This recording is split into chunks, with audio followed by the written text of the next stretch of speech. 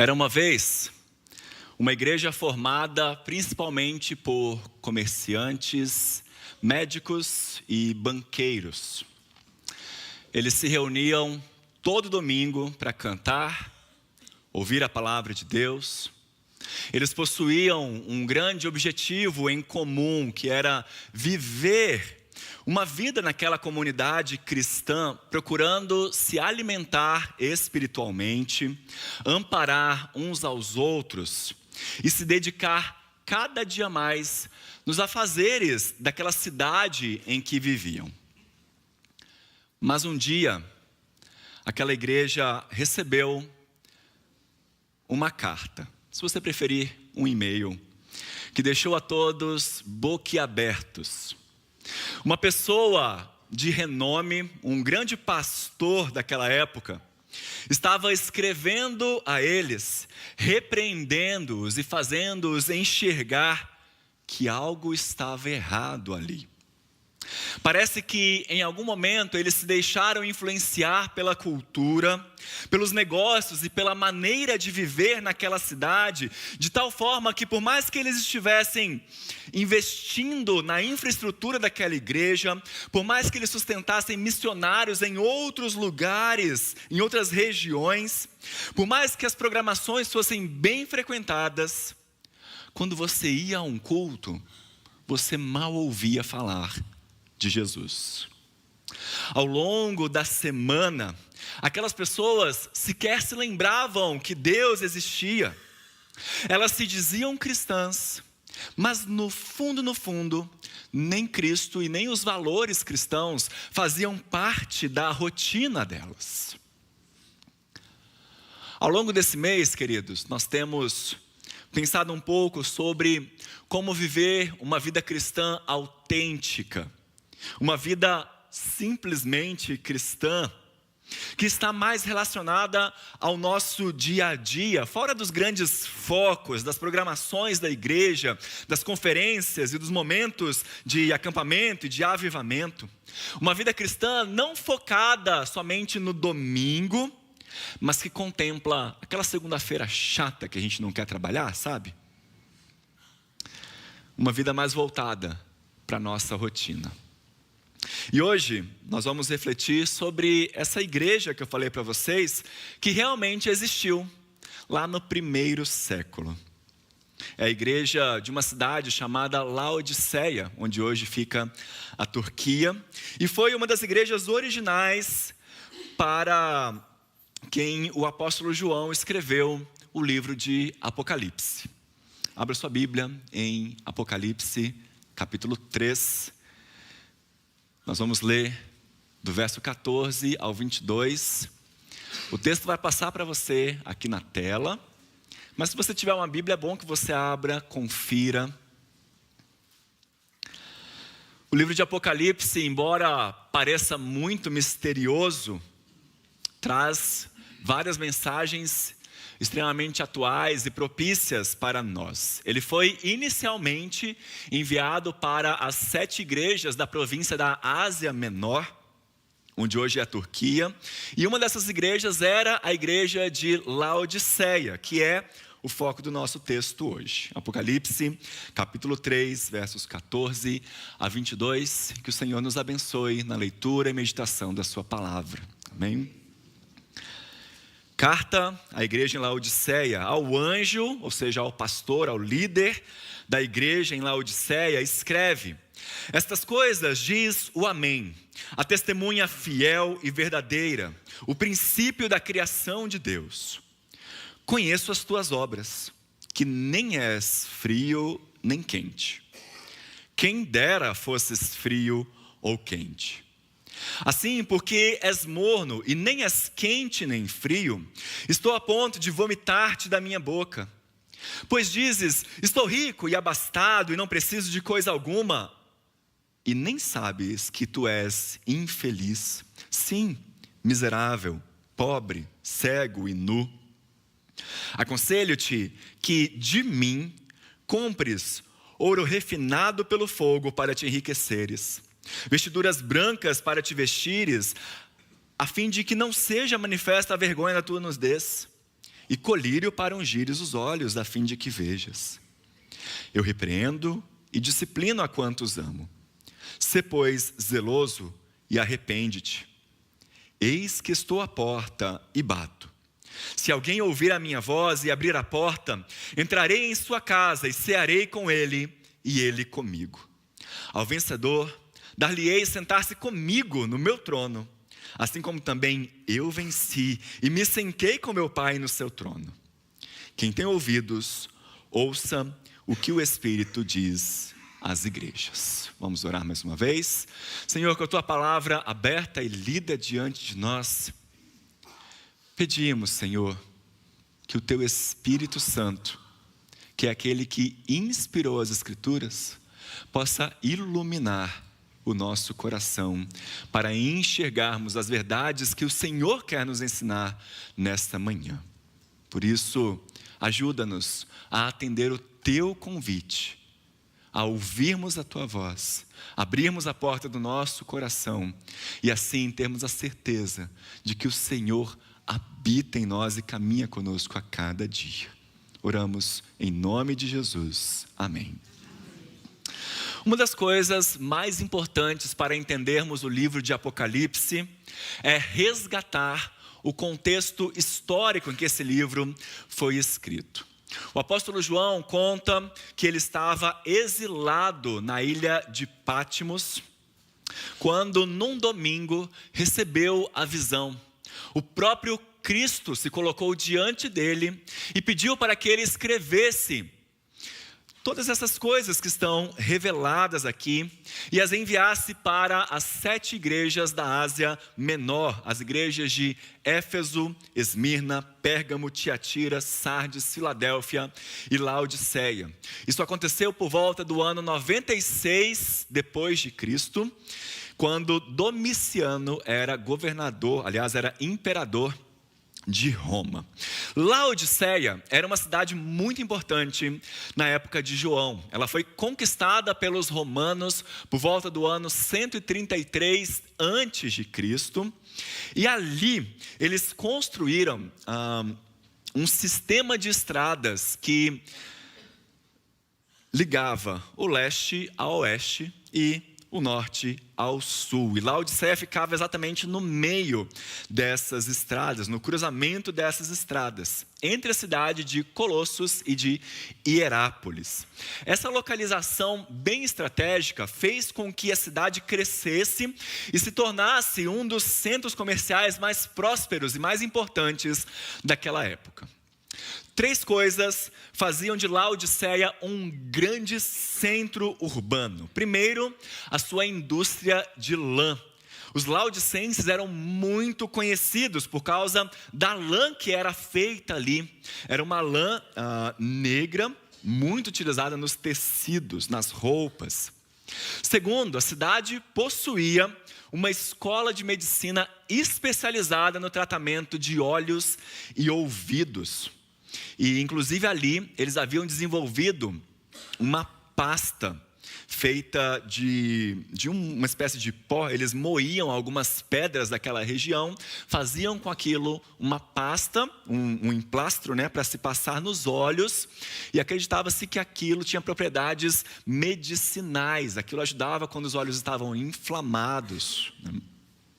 E essa espécie de colírio, digamos assim, daquela época, tornou a cidade conhecida no mundo inteiro. Várias pessoas de tantas regiões iam para Laodiceia para tratar os seus olhos. E por fim, Laodiceia era também conhecida por ser um grande centro financeiro daquela época. Era uma cidade tão próspera, meus irmãos, mas tão rica, que no ano 60 depois de Cristo, houve um grande terremoto naquela região e para reconstruir a cidade, o governo romano falou: vamos enviar todos os recursos necessários.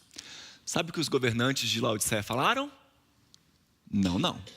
Aqui não entra dinheiro do governo, não. Pode deixar que nós temos dinheiro e nós vamos reconstruir essa cidade como realmente fizeram. E mais, ainda emprestaram dinheiro, emprestaram recursos para as cidades ao redor que também haviam sido atingidas por aquele terremoto. Então, vejam como que era uma cidade rica, próspera.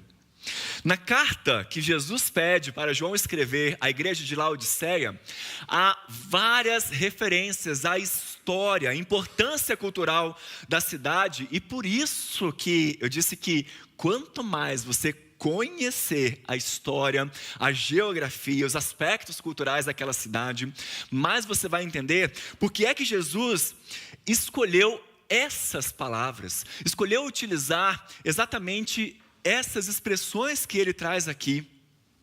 Em outras palavras, meus irmãos, quando nós lemos a carta à igreja de Laodiceia, nós percebemos que a espiritualidade daquela igreja era muito semelhante, ela muitas vezes espelhava o dia a dia dos cidadãos daquela cidade. Daqui a pouco nós veremos o porquê. Primeira coisa que Jesus faz é se apresentar. Quem é que está ditando essa carta? Versículo 14, essas coisas diz o Amém. A testemunha fiel e verdadeira, o princípio da criação de Deus. Essa apresentação aqui traz Jesus Cristo como aquele que é confiável, aquele que é verdadeiro, que é firmemente estabelecido. Inclusive, dizer que ele é o princípio da criação de Deus resgata também o conceito de que Jesus é aquele que gera, que traz todas as coisas à existência também. E aqui abre um parênteses, porque princípio da criação de Deus é uma expressão muito, mas muito parecida com uma expressão que Paulo utiliza na carta aos Colossenses. Lá em Colossenses capítulo 1, Paulo diz que Jesus é o primogênito da criação de Deus. Sabe uma coisa muito interessante? É que em Colossenses capítulo 4, Paulo diz bem assim: olha, essa carta que eu estou enviando para vocês deve ser lida na igreja de Laodiceia. Então, quando Jesus também escolhe essas palavras, ele sabe que os laodicenses conheciam a carta de Paulo aos Colossenses, e isso vai nos indicar duas coisas. Primeiro, que João sabia que eles iriam associar uma coisa à outra e entenderiam que eles estavam falando da mesma pessoa, estavam falando de Jesus. E segundo, que possivelmente a carta de Paulo aos Colossenses já era considerada inspirada na época que eles receberam o Apocalipse. Mas isso é coisa para a gente deixar para uma aula de EBD, né? Fecha aí os nossos parênteses. Voltando, meus irmãos, qual que é o propósito dessa descrição? É mostrar que Jesus Cristo fez todas as coisas e, portanto, Ele possui e controla todas as coisas também. Além do mais, todas as coisas foram feitas para servi-lo. Desde o início dessa carta, os laodicenses já começariam a perceber que não deveriam se orgulhar tanto das coisas que eles tinham, das coisas que eles conquistaram e possuíram. Mas Jesus começa falando o seguinte para eles, versos 15 e 16: conheço as tuas obras, que nem és frio nem quente. Quem dera fosses frio ou quente, assim porque és morno e nem és quente nem frio, estou a ponto de vomitar-te da minha boca. Nós, como leitores contemporâneos e cristãos, ou seja, quando nós estamos imersos nesse contexto aqui de religiosidade, de espiritualidade, quando lemos isso daqui pela primeira, segunda vez, achamos que Jesus está falando sobre uma espécie de fervor espiritual. Aqueles crentes não eram do sapatinho de fogo e por isso que Jesus briga com eles. Mas vejam, não é bem isso que Jesus está falando aqui, meus irmãos. Isso é um anacronismo, é ler esse texto com a mente da nossa época, o olhar, os óculos da nossa época e da nossa cultura. Aplicar um conceito, uma interpretação que é limitada à nossa contemporaneidade, né?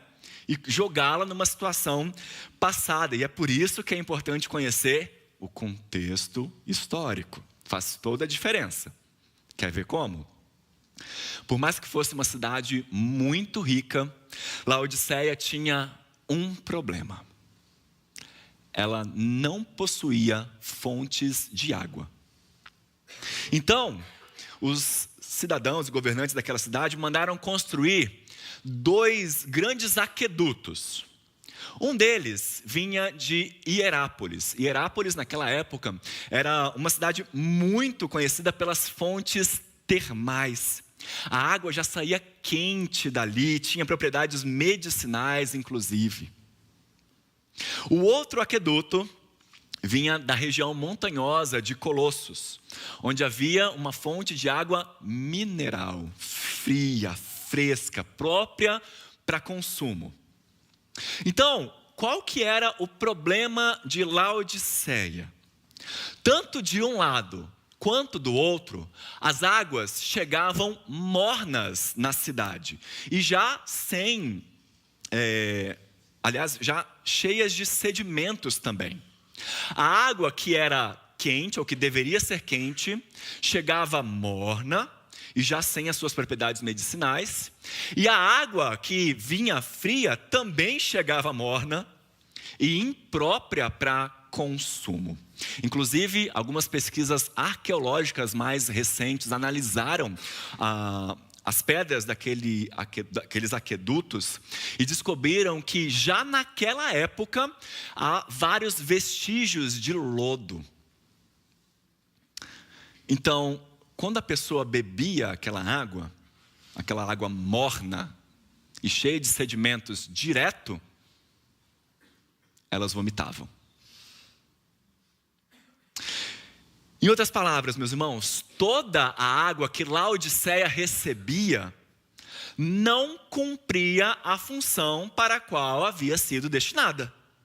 Elas não cumpriam o seu propósito, e é aqui que está o X da questão. Jesus não está falando sobre ser quente ou frio, no sentido de ser avivado ou mais avivado ou menos avivado. Se assim fosse, por que é que Jesus desejaria que eles fossem frios? Ele diz, quem dera vocês fossem frios. Espera aí, não é melhor ter um pouquinho de fervor espiritual? Não é melhor ser morno do que ser frio? Nesse sentido? Seria, mas como não é disso que Jesus está falando, a comparação que Jesus faz é que, assim como as águas daquela cidade, os cristãos dali não eram nem quentes, nem frios. Ou seja, eles estavam ali, eles participavam da vida da cidade, eles eram importantes, mas eles não conseguiam cumprir o propósito para o qual Deus os colocou ali, para o qual eles foram criados. Eles não estavam interessados em viver de maneira diária o Evangelho. Eles não tinham interesse nenhum em ser testemunhas de Jesus Cristo, em viverem uma vida de serviço para o Senhor, ou em pregar e ensinar as Escrituras, em avançar o reino de Deus. Vejam, apesar de possuir as Escrituras, eles eram apáticos, eram indiferentes, eles não se importavam com as coisas do Senhor. E não se enganem, é muito fácil para nós, meus irmãos, termos essa mesma atitude. Porque a gente vai se envolvendo no nosso dia a dia. A gente vai se perdendo na nossa rotina. A gente se levanta, se arruma, vai trabalhar, volta e dorme. A gente corre para levar os filhos para a escola. A gente fica o dia inteiro estudando. E tudo que resta para Deus é uma oração no final do dia, quando a gente deita a cabeça no travesseiro. E às vezes o amém até fica para outro dia, né?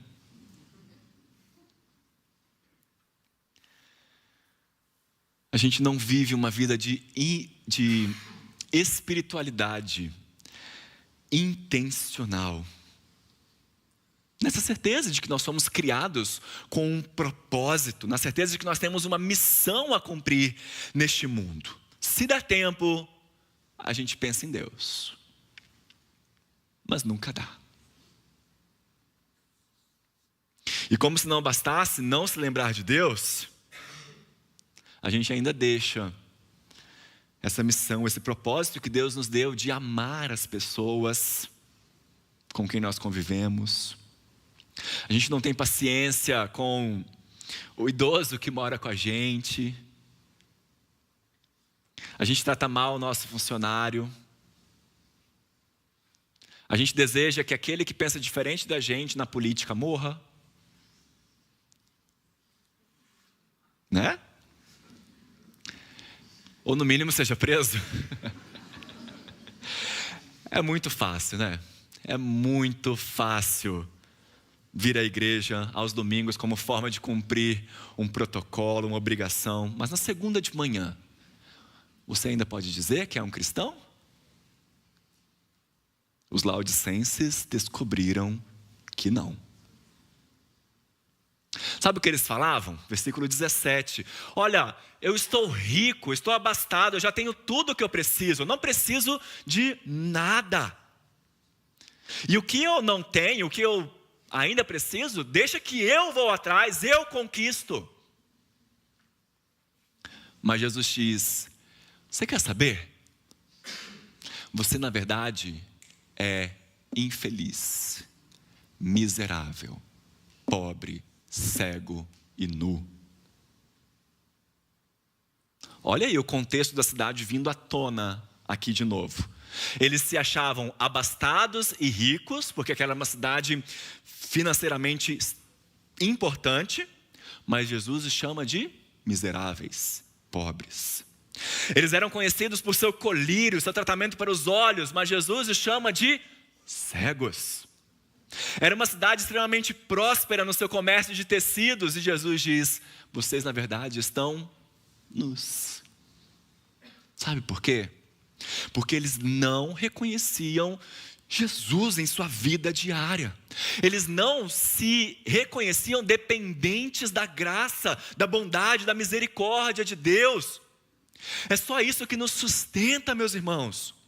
Quem não consegue reconhecer isso e se agarra na sua própria autossuficiência, no seu orgulho, nas suas conquistas, é descrito por Jesus como infeliz, miserável, pobre, cego e nu. Não precisar de nada é algo inconcebível para um cristão verdadeiro, que depende de Deus a cada momento do dia e da noite, para alimento, para bebida, para abrigo, para roupa, para proteção, para nutrição espiritual, para o encorajamento, para o consolo, para o amor, para a alegria, para a felicidade e para muitas outras bênçãos. Simon Kistemaker, um comentarista holandês, escreve o seguinte, comentando aqui o texto de Apocalipse, ele diz, a autossuficiência é o cúmulo da arrogância espiritual, porque nela a fé e a confiança do Senhor não funcionam mais. O que ele está dizendo? Olha, se eu confio só nas minhas conquistas, no que eu tenho, nas minhas riquezas, na minha própria estrutura, naquilo que eu faço, eu posso até dizer que eu confio em Deus, mas eu não confio mesmo. Quer então viver uma vida simplesmente cristã? Lembre-se de Deus. Chame Jesus para fazer parte da sua rotina. Reconheça que você precisa e depende da graça de Deus para tudo. E então você verá como a cada dia Ele vai te guiar no propósito para o qual Ele te colocou aqui. Volte-se a cada dia para Jesus.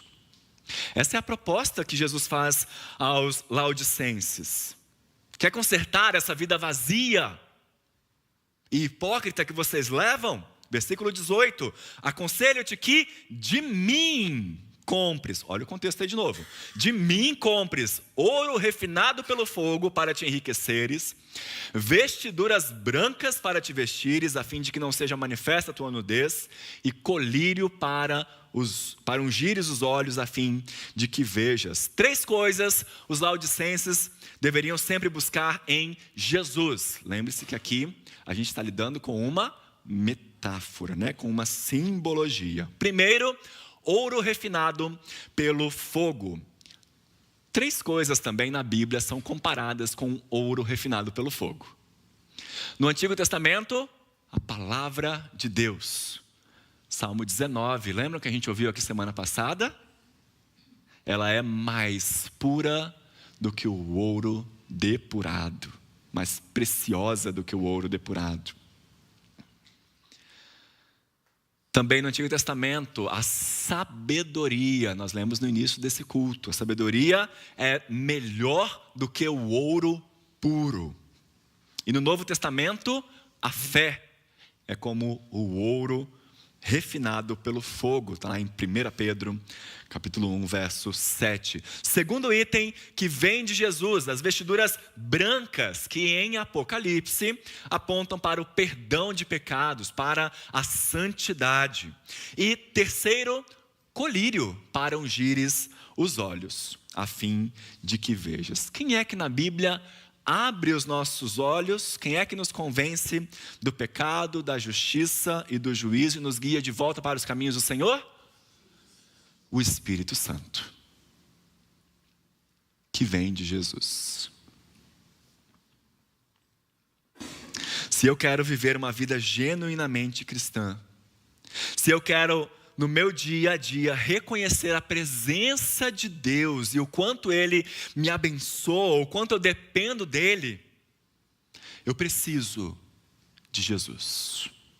Eu preciso ir a Jesus como a revelação máxima da palavra de Deus. Eu preciso ir a Jesus como aquele que personificou a sabedoria colocada no Antigo Testamento. Eu preciso ir a Jesus se eu quero colocar nele a minha fé. Eu preciso ir a Jesus se eu quero ter os meus pecados perdoados e viver uma vida livre da culpa e do medo do juízo, do peso das minhas iniquidades. Eu preciso ir a Jesus se eu quero receber o Espírito Santo que testifica em meu coração que eu sou filho de Deus, que eu pertenço a Ele e que também me capacita a viver uma vida diferente todo dia. Mas pastor, eu já acredito em Deus, eu já acredito nessa força que coordena todas as coisas no universo, isso já basta, não é? Não, você precisa de Jesus. Mas pastor, eu já entendi que Deus quer que eu viva uma vida diferente, transformada, eu vou me esforçar para isso. É suficiente, certo? Não, você precisa de Jesus. Mas pastor, eu já venho aos cultos, eu já me sinto tão bem quando eu canto, eu bato palmas. Vocês têm palavras abençoadoras e que me inspiram tanto. Eu me sinto tão enriquecido quando eu venho aqui, para mim tá bom. Não! Você precisa de Jesus, porque sem Jesus, sabe o que você é? Você é infeliz, você é pobre, você é miserável, você é cego e você está nu, por mais que você não reconheça.